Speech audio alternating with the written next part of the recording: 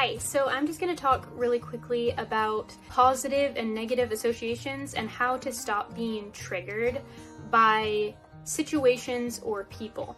So there were a lot of times when I was just constantly immersed in anxiety and just really fearful of every situation, where I would take like events that maybe I didn't perform well, or I embarrassed myself, or I didn't have fun, or something bad happened, and every time a future event would come up, that same type of event, I would just negatively associate it back to the last time and be like, oh, it's gonna turn out bad just because something bad happened last time.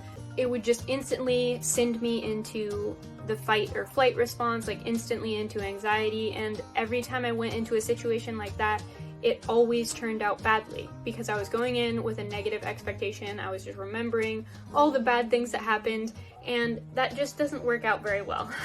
So we'll just use bowling as an example. Maybe last time you went bowling, you were trying to bowl the ball and you fell on your face and you embarrassed yourself and all your friends laughed at you and it was the worst. So now every time bowling gets brought up, you instantly get filled with like shame and embarrassment and anxiety because you don't want to do it again, and what if you fall on your face, and all this stuff. Your brain just starts going down this pathway of negativity and fear. So in order to stop that response from happening, you have to cut off the negative association with it, and don't like dwell in the past. Don't dwell in the past situations. It's already done, it's already gone. So you need to choose to think of it in a different way. So now every time someone mentions bowling in a conversation, instead of letting your brain go down the pathway it's used to of negativity, you can stop it and say 3 positive things about bowling. So this could be like a memory. Oh, I have had a good time bowling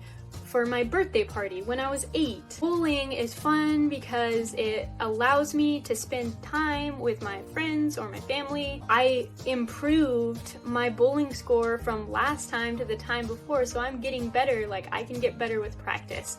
Like, those would be examples of positive things. And the more that you do this, in each situation that you have a negative association with it and you turn it to positive, the more that you keep doing that, the easier it will get to, when things get brought up again, your mind, instead of going to that bad, dark place, it goes automatically to the positives. So you're looking at that situation with the glass half full instead of half empty. And you can do this same thing with people as well. If you're triggered by people, maybe you had an argument with someone and so you're just filled with anger when they get brought up in conversation, you can do the same thing where it might be hard if you are angry at them, but it makes it easier to forgive as well if, when they're brought up in conversation, instead of talking negatively about them, you think of 3 positive things. Maybe they have made you laugh in the past. Maybe you have a good memory with them. Maybe they are a very kind and giving person. And in time, the more you repeat those to yourself, you're going to change how your brain perceives those situations and people in the future.